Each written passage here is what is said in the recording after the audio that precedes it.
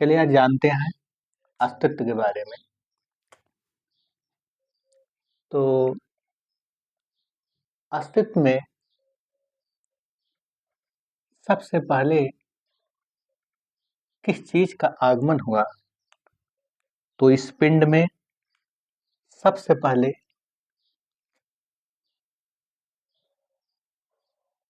शून्य का आविर्भाव हुआ।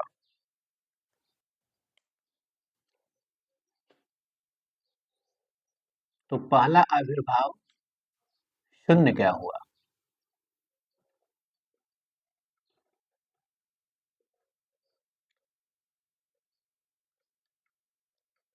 शून्य का पिंड में फैलाव ही इस शून्य का पिंड में फैलाव ही काल है। और शून्य के फैलाव में ही समय निहित है। चाहे उसे काल कहिए, चाहे उसे टाइम कहिए, लेकिन काल कहना ज्यादा बेहतर है। और या यूं समझिए कि शून्य ही काल का घोतक है। यानी ये शून्य ही काल का घोतक है। काल अब या परिणाम है। अब यूं समझिए कि जब इस पिंड में शून्य का वृद्धि हुआ, या यूं समझिए मान लीजिए शून्य है और अब इस पिंड की ए स्थिति है, तो शून्य का वृद्धि हुआ। तो जब शून्य का वृद्धि समझिए, चाहे शून्य का फैलाव समझिए, तो इसे शून्य का फैलाव। तो शून्य का जैसे ही फैलाव होने लगा, तब हुंकार या गर्जन हुआ इस इस पिंड में। तो यह गर्जन शून्य के गर्भ से ही निकल रहा है। तो वह गर्जन कौन है? तो वह गर्जन है ओम। अब इस गूंज से पिंड में कंपन हुआ और महाशून्य के तल पर यह पिंड नृत्य करने लगा। तो इस पिंड में कंपन हुआ और इस गर्जन से ही इस पिंड में महाशून्य के तल पर यह पिंड नृत्य करने लगा। अब यहाँ एक दो स्थिति दिखाई देता है। पहला, एक अनंत जो इस पिंड के रूप में है, पहला अनंत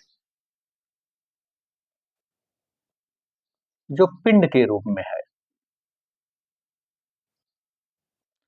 और दूसरा जो इसके बाहर है, यानी महाशून्य।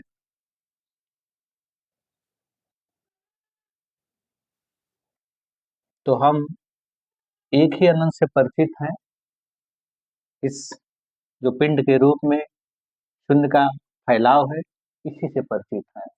और जो सारे पिंडों का जिस पर नृत्य कर रहा है, उस महाशून्य से कोई परिचित नहीं है। अब यूं समझिए कि जब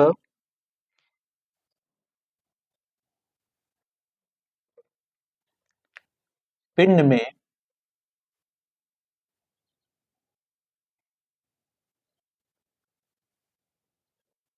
ब्रह्मगूंज, मतलब ओम ही ब्रह्मगूंज है, इसे गर्जन भी कर सकते हैं, ब्रह्मगूंज भी समझिए। और इन इस गर्जन में तीन महाशक्ति विदित है। वह कौन कौन सा है? तो तीन शक्ति अ, उ और म।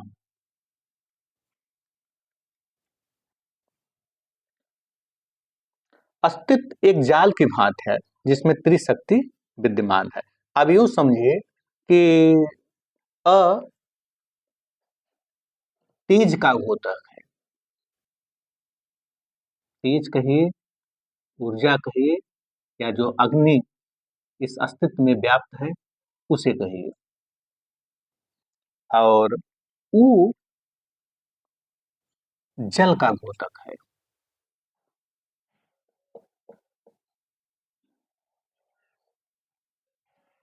और म वायु का द्योतक है। और आखिर इस परम गुज में यह तीन शक्ति व्याप्त है और तीनों से अलग अलग, एक से तेज, उ से जल का, म से वायु का उत्पन्न हुआ। अब चलिए समझते हैं कि जब तीन महाशक्ति शक्ति अ उ म लय में आया, इसी जाल के गर्भ से सूक्ष्म अणुओं या रचना प्रकट हुआ। सूक्ष्म अणुओं का भंडार या रचना प्रकट हुआ। ब्रह्म का फैलाव, ब्रह्म का फैलाव आकाशमय है। आकाशमय है। और रचना ही दृश्य के रूप में प्रकट होता गया। और प्रत्येक दृश्य त्रिशक्ति का ही रूप है।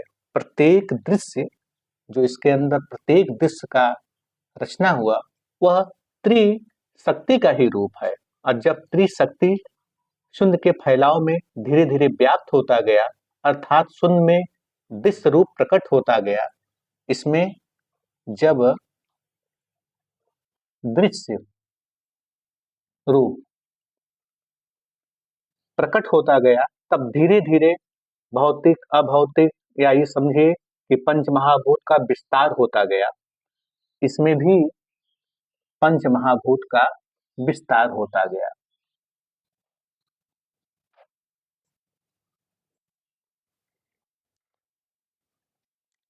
तब कण कण में एक ही परम गुज का तेज विद्यमान है जिसकी कृपा से अस्तित्व धीरे धीरे लय में आया। अब चलिए समझते हैं कि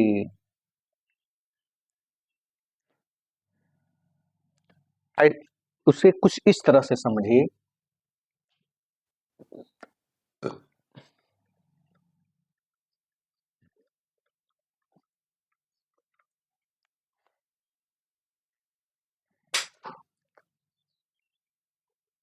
पहला जैसे समझिए कि पिंड में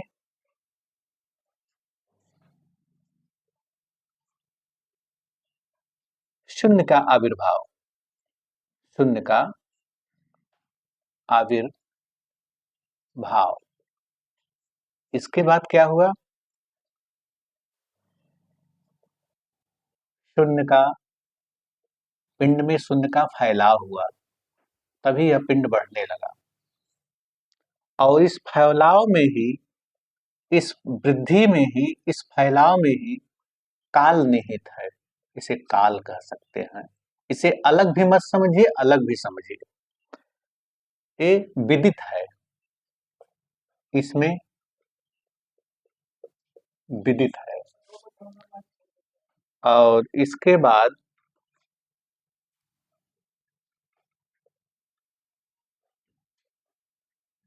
ब्रह्म गर्जन, जिसे हम सब ओम कहते हैं, तो ब्रह्म गर्जन हुआ। उसके बाद यही आकाशमय हो गया।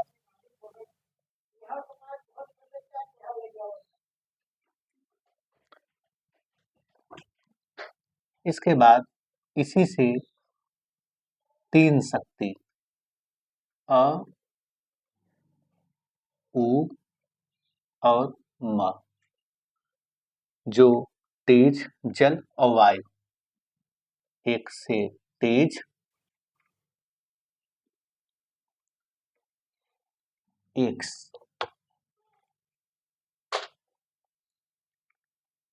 हाँ, तेज और या ऊर्जा समझ लीजिए, एक ही चीज है। यह जल का घोतक है या वायु।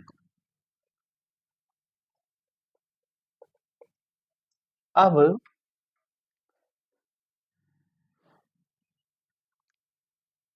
फिर धीरे धीरे अस्तित्व में जो ये पंच महाभूत है, पंच महाभूत,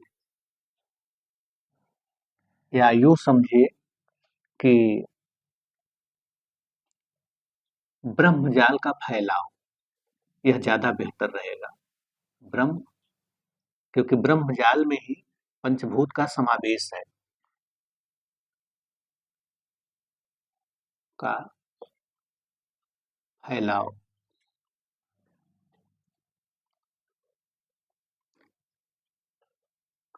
सारे पंचभूत का समावेश इसी में है, ब्रह्मजाल का फैलाव। उसके बाद इसी से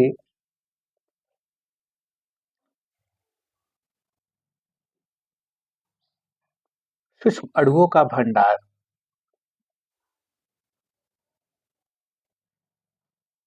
सूक्ष्म अणुओं का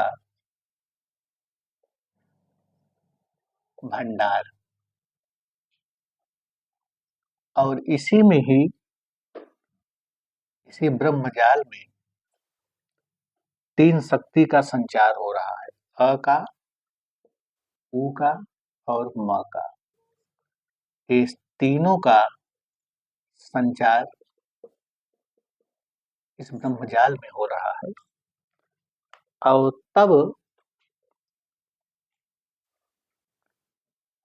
वेदी और उसके बाद अर्धनारीश्वर, अर्धनारीश्वर,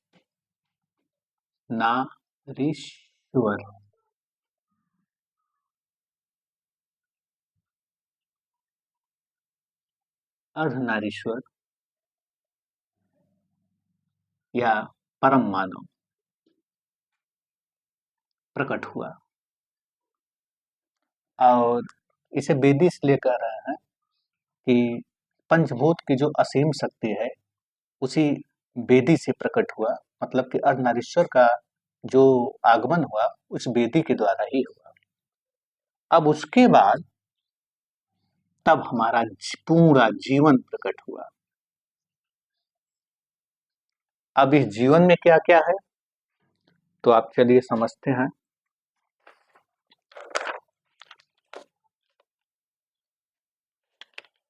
तो जीवन में सारे तत्वों का समावेश है।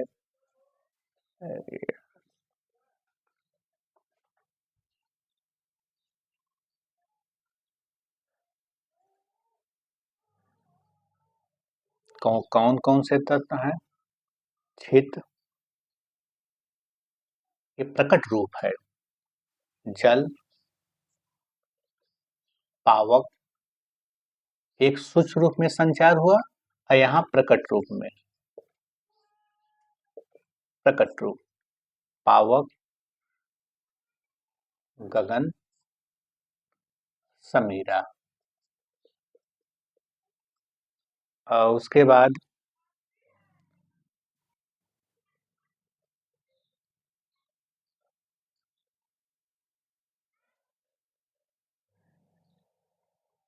सब पांच विषय, शब्द, स्पर्श, रूप, रस और गंध। 5 ज्ञानेंद्रिय, श्रोत,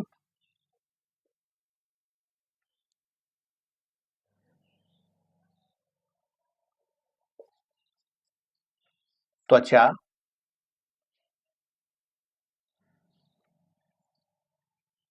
चक्षु, नासिका व रसना। 5 कामेंद्रिया,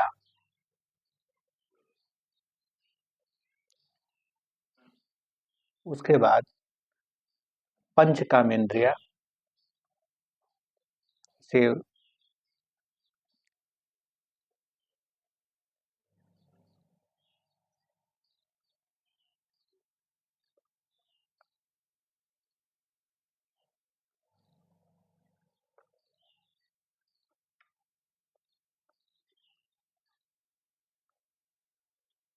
और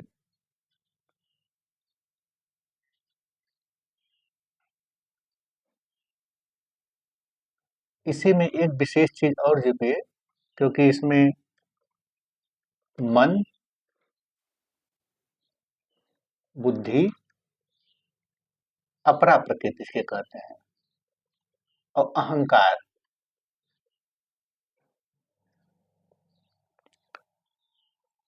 इसे अपरा प्रकृति समझिए,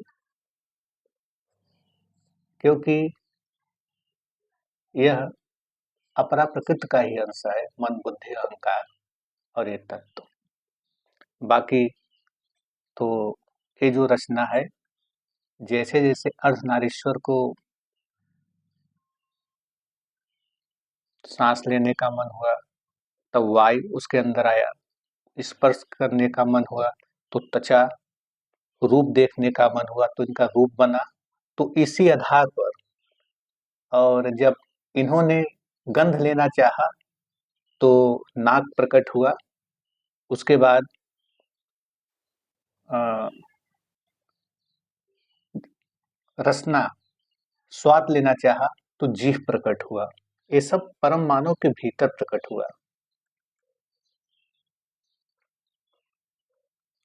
और उसके बाद 5 कामेंद्रिय भी इसी तरह, हाथ, पैर, गुदा, ये सब भी अ, कान, नाक, ऐसे समझिए, कान, नाक, हाथ, उपस्थ, गुदा, तो ये भी इन्हीं के अंदर प्रकट हुआ।